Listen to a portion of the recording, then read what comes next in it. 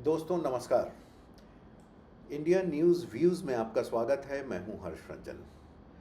दोस्तों, ऐसा लगता है कि हरियाणा चुनाव को कांग्रेस ने अपने लिए नाक के प्रतिष्ठा की लड़ाई बना ली है। नाक की प्रतिष्ठा की लड़ाई इसलिए कह रहा हूं कि अब कांग्रेस शायद आम आदमी पार्टी और यहाँ तक कि समाजवादी पार्टी, या यूं कहें कि इंडी गठबंधन के जो सदस्य दल हैं, उनके साथ तालमेल कर, उनके साथ सीटों का बंटवारा कर हरियाणा में चुनाव लड़ेगी।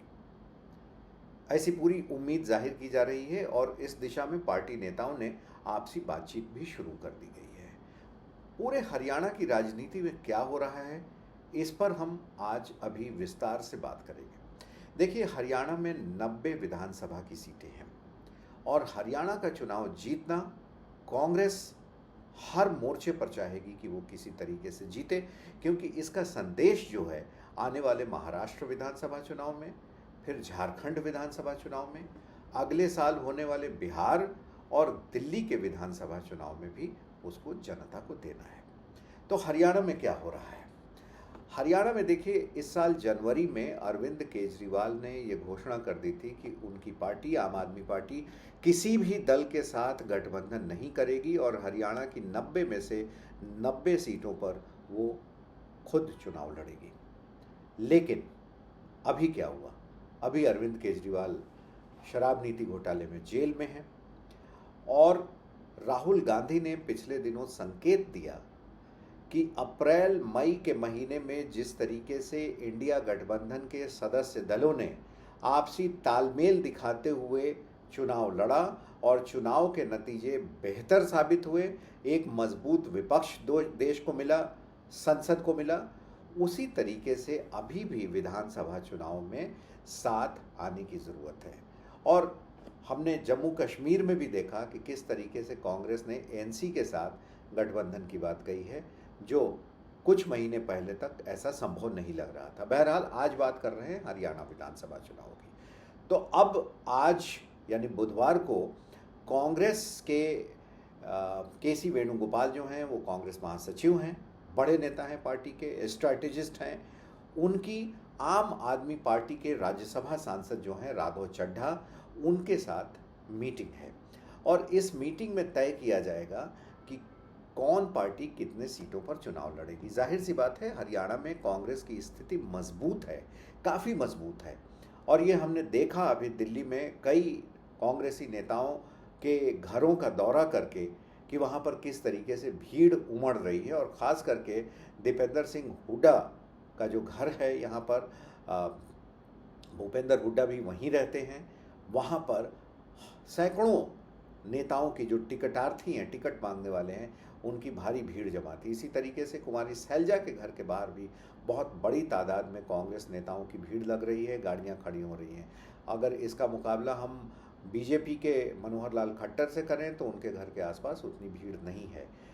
अब सवाल ये उठता है कि कांग्रेस कितनी सीटों पर चुनाव लड़ेगी और आम आदमी पार्टी हरियाणा में कितनी सीटों पर चुनाव लड़ेगी।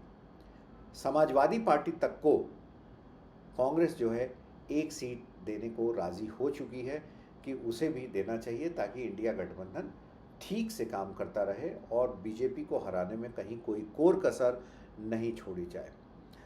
आमतौर पर दिल्ली से सटे जो इलाके हैं हरियाणा के, फरीदाबाद हुआ, इधर सोनीपत हुआ, बाकी जो इलाके हैं, गुड़गांव का इलाका है, आम आदमी पार्टी का कहना है कि इन सब इलाकों में उनकी स्थिति मजबूत है, इसलिए वो ज़्यादा टिकट की मांग कर रहे हैं। लेकिन कांग्रेस के अंदरूनी सूत्रों के हवाले से खबर ये है कि कांग्रेस उन्हें 5 सीटें देना चाहती है। 5 सीट आम आदमी पार्टी को देना चाहती है, 1 सीट समाजवादी पार्टी को देना चाहती है, 1 सीट लेफ्ट को भी देना चाहती है, ताकि इंडी गठबंधन जो है वो पूरी तरीके से बटा रहे। 2024 में जो लोकसभा के चुनाव अभी 3 महीने पहले हुए, उसमें भी हमने देखा कि हरियाणा की 10 लोकसभा सीटों में 9 पर कांग्रेस ने चुनाव लड़ा था। 1 सीट यानी कुरुक्षेत्र की सीट उन्होंने आम आदमी पार्टी को दे दी थी और कुरुक्षेत्र वही सीट जहां से नवीन जिंदल, जो अब तक कांग्रेस पार्टी में थे, भाजपा में शामिल हुए थे और भाजपा ने उन्हें टिकट दिया था, उनकी वहां से जीत हुई थी। और आम आदमी पार्टी के उम्मीदवार की वहाँ से हार हुई थी। एकमात्र कुरुक्षेत्र की ही सीट थी जो आम आदमी पार्टी ने चुनाव लड़ा था, और 29,000, हालांकि लोकसभा चुनाव में 29,000 कोई बहुत ज़्यादा मायने नहीं रखता, लेकिन हार तो हार है। 29,000 वोटों के अंतर से आम आदमी पार्टी की वहाँ से हार हुई थी। लोकसभा चुनाव में अगर वोटों का प्रतिशत देखें तो कांग्रेस को 21% से ज़्यादा वोट मिले थे, जबकि आम आदमी पार्टी के वोटों का प्रतिशत जो था वो 1 से थोड़ा ही ज़्यादा था। यानी कि कांग्रेस और आम आदमी पार्टी के वोटों का जो प्रतिशत है हरियाणा में, उसमें बहुत बड़ा फासला है। और इसे देखते हुए मैं ये बात कह सकता हूँ कि आम आदमी पार्टी को ज़्यादा सीटें नहीं देने के फेवर में होगी कांग्रेस। अगर 5 सीटों पर आम आदमी पार्टी समझौता कर लेती है तो शायद 5 सीटें उसको कांग्रेस दे दे, साथ ही 1 सीट समाजवादी पार्टी को भी दे दे। और अगर इंडिया गठबंधन की मजबूती चाहिए तो आम आदमी पार्टी को यहाँ ये समझना होगा कि वो ज़्यादा सीटों को लेकर निगोशिएशन ना करे, ज़्यादा हील हुज्जत ना करे, ज़्यादा बयानबाजी ना करे, क्योंकि उसके सबसे बड़े नेता जो हैं अरविंद केजरीवाल, वैसे भी वो अभी जेल में हैं। और आम आदमी पार्टी को चाहिए कि अगर वो बहुत मजबूत स्थिति देखना चाहती है इंडिया गठबंधन की हरियाणा में, तो कम से कम सीटों पर, या जितनी कांग्रेस उसको खुशी के साथ दे दे, उस पर समझौता कर ले। वैसे कांग्रेस की स्थिति हरियाणा में बहुत मजबूत है, जैसा कि हमने बताया, और कांग्रेस ने इस बार वहाँ सीटों के बंटवारे के लिए टिकट देने के लिए एक नायाब तरीका खोजा था। कांग्रेस ने ये कहा था कि जिसको भी टिकट चाहिए वो एक फॉर्मेट, जैसे फॉर्म में आप जॉब के लिए अप्लाई करते हैं, इसी फॉर्म में अप्लाई करें। और 90 सीटों के लिए कुल 2,600 एप्लीकेशन प्राप्त हुए थे, और 2,600 एप्लीकेशन की जांच की गई थी, उनकी स्क्रूटनी की गई थी। पार्टी के सूत्रों ने ये भी बताया कि पार्टी नेताओं, बाबरिया जो उनके नेता हैं, उन्होंने हर जिसने भी अप्लाई किया था उससे 2 मिनट सही ही, 5 मिनट सही ही मुलाकात की दिल्ली में अपने आवाज़ पर, उनका इंटरव्यू किया, उनसे जानना चाहा। इसमें कई नेता तो जाहिर सी बात है उतने गंभीर नहीं होंगे जो टिकट मांगने वाले होंगे, कुछ तो अभी पार्टी में शामिल हुए और उन्होंने अप्लाई कर दिया था, लेकिन सबसे मुलाकात हुई। और इसके बाद पहले फेज़ के लिए कई नामों पर फैसला हो चुका है। ख़ास तौर पे जो सिटिंग एमएलए हैं कांग्रेस के, उनको ज़रूर टिकट कांग्रेस दे रही है, ऐसा पार्टी के अंदरूनी सूत्रों का कहना है। लेकिन अगर हरियाणा में कांग्रेस इस तेज़ी के साथ आ रही है कि वो 90 में से 10% सीटें अपने सहयोगी दलों को दे रही है कि साथ मिलकर लड़ेंगे, इंडिया गठबंधन की मजबूती है, तो यहाँ ये भारतीय जनता पार्टी के लिए एक ख़तरे की घंटी हो सकती है। क्योंकि हरियाणा के अंदर पिछले 10 साल में भारतीय जनता पार्टी अपने काम के आधार पर तो नहीं जीत सकती है, और यही वजह है कि हमने देखा कि वहाँ थोड़े स्लो मोशन में चल रही है बीजेपी की जो बड़ी लीडरशिप है। नरेंद्र मोदी हुए प्रधानमंत्री, अमित शाह हुए, ये बहुत स्लो मोशन में चल रहे हैं, बहुत ज़्यादा उसका कोई ढिढोरा नहीं पीटा जा रहा है, बहुत हाई प्रोफाइल कोई चुनाव प्रचार की अभी सूचना इस तरीके से नहीं है, क्योंकि पार्टी ये समझ रही है कि मनोहर लाल खट्टर के पिछले 9.5 साल के शासन में काम तो हुए हैं, विकास के काम, लेकिन जनता के बीच में उन कामों को कैसे पहुंचाया गया है, और जो एक एंटी इनकम्बेंसी का फैक्टर है वो बहुत ज़्यादा है। जनता बहुत खुश नहीं है, क्योंकि हरियाणा में सरकार के काम करने का तरीका अब तक अलग रहा था। ऐसा कहा जाता है, लोगों का मानना है कि मनोहर लाल खट्टर जो हैं वो थोड़े से कॉरपोरेट टाइप से सरकार चला रहे थे, भूपेंद्र सिंह हुड्डा की तरह सरकार नहीं चला पा रहे थे, जो गांव के लोगों से रात में 2 बजे भी मिल लेते थे।